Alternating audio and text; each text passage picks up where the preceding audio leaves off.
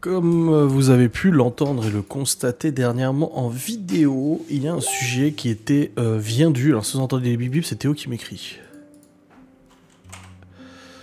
Puisqu'on va jouer à Warzone après. Comme vous l'avez entendu, Laura a émis le souhait de reprendre un chien depuis la mort de Gordon, et moi j'ai dit que je n'étais pas d'accord. Et du coup, vous m'avez demandé, hier je vous ai demandé sur Instagram de me donner des idées de vidéos sans langue de bois, donc vous avez été nombreux et nombreux à réagir à cette demande et à me soumettre des idées.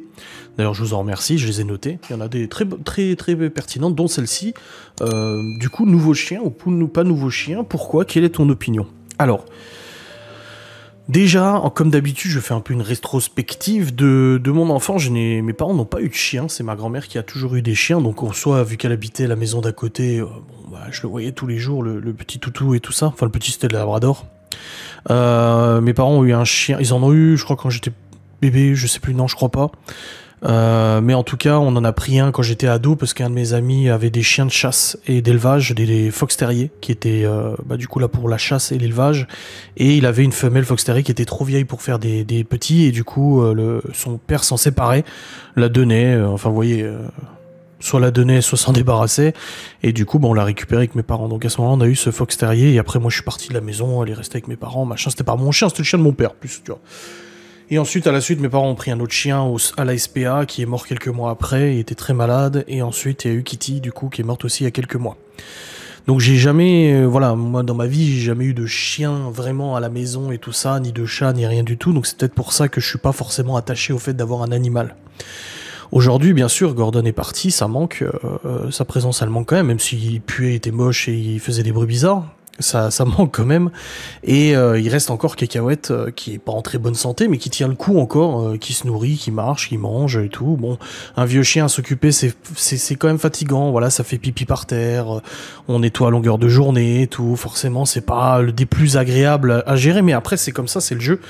Les chiens vieillissent comme les humains et régresse sur certaines choses, et on n'a pas le choix de faire avec. Mais depuis le décès de Gordon, Laura arrête pas de me parler de chiens. Plus particulièrement une race, les Canet Corso. Elle veut un très gros chien, machin, etc. Moi, je lui ai dit, pour l'instant, non, je suis pas d'accord. Déjà parce que Cacahuète est toujours là. Et amener un nouveau chien alors que Cacahuète est déjà très faible et tout, j'ai pas envie que le nouveau chien la bouscule ou quoi que ce soit, ou ne s'entende pas avec elle. Donc déjà, ça, non, parce que c'est pas le moment, dans la mesure où elle est toujours là, hein, faut pas l'oublier qu'elle est là. Et aussi parce que le truc c'est qu'on a vu ce que c'était de gérer deux chiens en fin de vie, c'est très compliqué, c'est beaucoup de contraintes, beaucoup de gestion, beaucoup de tracas, le veto, le machin et tout ça, le stress qu'il leur arrive quelque chose, les voir dépérir et tout. Et moi franchement ça m'a quand même vachement calmé, tu vois, de voir encore Cacahuète dans l'état où elle est actuellement, ça me calme quand même pas mal. Donc, comme j'ai dit à Laura, je comprends parfaitement son envie. Elle a toujours eu des chiens dans sa vie, même si il y a quelques mois encore, avant le départ de Gordon, elle me disait elle-même non, plus jamais, je veux plus de chien pour l'instant, machin, c'est fini, etc., etc. Elle a vite changé d'avis, et voilà. Donc moi, je lui ai dit, hein, on lui s'est pas pris la tête ou quoi que ce soit, mais je lui ai dit, le truc c'est que là, aujourd'hui, elle est dans la tristesse d'avoir perdu Gordon, et je pense qu'elle essaie de calmer cette tristesse en voulant prendre un autre chien et tout, histoire dans son esprit, pas de passer à autre chose. Attention, hein, c'est délicat comme je dis ça, mais je lui ai dit, t'es dans la tristesse et la tristesse te pousse à avoir envie d'un autre chien. J'ai peut-être laissé le temps faire, le deuil se faire, ça reste même si c'est un animal, ça reste un deuil quand même, c'est pas négligeable. Je pense que vous êtes nombreux et nombreux à avoir des animaux ou à avoir perdu des animaux et savoir que ça peut vous atteindre et tout ça, hein. Moi-même ça m'a fait du mal et tout. Mais moi je trouve que c'est pour l'instant pas le bon moment, c'est précipité. Déjà pas le bon moment parce qu'il y a encore Cacahuète, pas le bon moment parce qu'il y a encore le deuil de la perte de Gordon, et probablement, possiblement, la perte de Cacahuète dans quelques semaines, quelques mois, on ne sait pas, on verra bien. Donc pour moi c'est pas le moment. Ensuite, il y a aussi le fait qu'un chien, c'est à vie, bien sûr, ça vous le savez, on le sait tous, quand tu prends un chien, c'est à vie. Alors oui, il y a plein de côtés positifs, hein, je dis pas le contraire, mais il y a aussi beaucoup de contraintes du fait d'avoir un animal, surtout un animal gros. Je dirais un Canet Corso, c'est quand même pas le plus petit chien du monde. Il y a la contrainte, du coup, Cacahuète et Gordon, on n'avait plus la contrainte de les sortir parce qu'ils ne pouvaient plus sortir. Et Cacahuète ne voulait plus promener, et Gordon ne pouvait plus parce que ses jambes le lâchaient, il tombait par terre et il n'arrivait plus à marcher.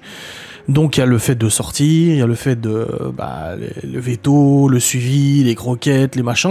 Déjà financièrement c'est un budget certes, mais c'est aussi du stress, c'est aussi de la gestion. On a déjà 5 enfants et tout, et je me dis bon, ça rajoute quand même un point. Alors bien sûr que c'est mignon, bien sûr que ça donne envie, bien sûr que quand elle me montre des photos, parce qu'elle est sur des groupes et tout, elle me dit ah, regarde il a l'adoption machin et tout.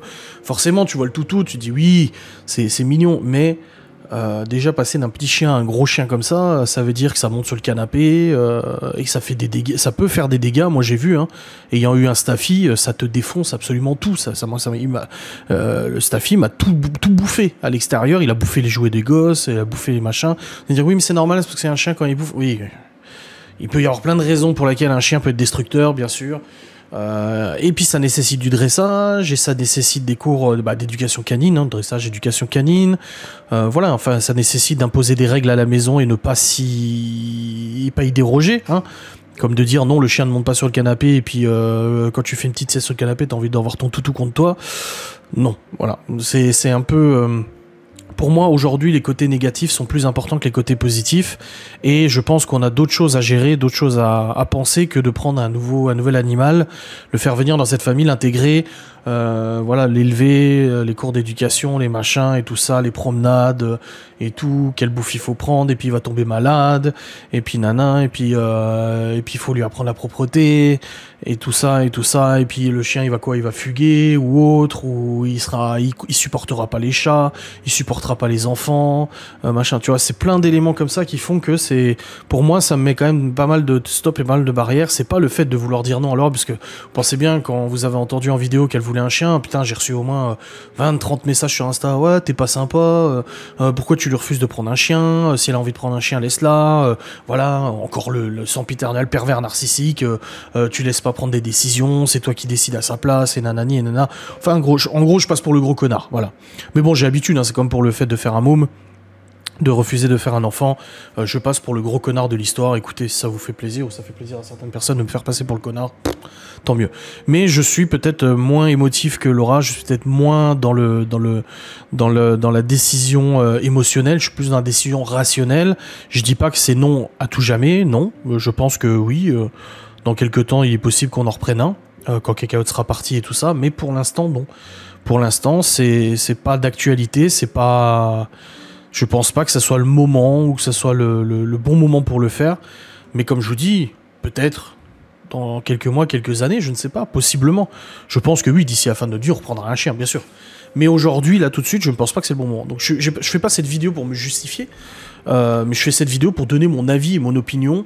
C'est vrai qu'on dit souvent que les femmes réagissent avec le cœur et les hommes avec la tête, ou il y en a certains qui disent avec les hommes avec la queue, mais en tout cas moi c'est vrai que je suis peut-être plus rationnel et plus réservé vis-à-vis de ce genre de décisions qui peuvent chambouler beaucoup de choses, des décisions qui peuvent quand même amener beaucoup de bonnes choses, hein, mais comme aussi beaucoup de choses stressantes et tout. Et là aujourd'hui je ne pense pas que ce soit le bon moment de reprendre un nouveau chien. Voilà un petit peu mon opinion sur ce point de situation. N'hésitez pas à me réagir en commentaire, à me dire ce que vous en pensez. On se retrouve très vite pour une nouvelle vidéo. Des bisous, salut.